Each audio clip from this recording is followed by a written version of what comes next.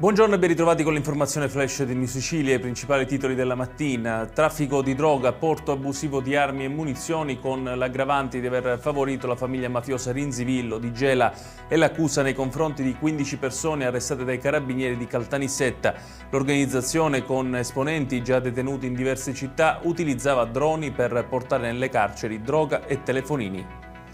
Il nome di Giuseppe Cangemi, che ha confessato di aver ucciso il cognato Stefano Gaglio a Palermo, compare nelle carte di una maxi operazione dei carabinieri contro il mandamento di Porta Nuova dello scorso febbraio, in cui però non risulta indagato. Durante l'interrogatorio Cangemi è apparso lucido solo a tratti, ha ammesso l'omicidio, ma sulle ragioni avrebbe fornito risposte contraddittorie. Si indaga ancora sul movente. Incidente mortale questa mattina intorno alle 5 sulla circonvallazione di Catania, vittima una 29enne che avrebbe perso il controllo del suo scooter per motivi ancora non chiari. Trasportata in gravissime condizioni al pronto soccorso dell'ospedale Cannizzaro, la giovane è morta poco dopo in seguito ad un arresto cardiocircolatorio.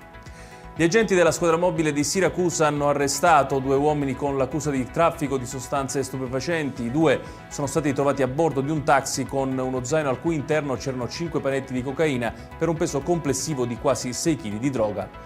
Infine, in Sicilia acquistare o affittare una casa è sempre più difficile. Questo quanto emerge dall'indice di accessibilità dell'ANCE, frutto del rapporto fra rata da sostenere per l'immobile e reddito. Le situazioni più critiche si registrano a Palermo, Catania e Messina, dove le famiglie devono destinare il 45% delle proprie entrate al mutuo. Sotto la soglia critica del 30% solo Trapani e Caltanissetta. Ed è tutto per questa edizione. Tutti i dettagli su queste notizie li trovate come sempre sul nostro sito www.newsicilia.it. Grazie per averci seguito e buon proseguimento di giornata.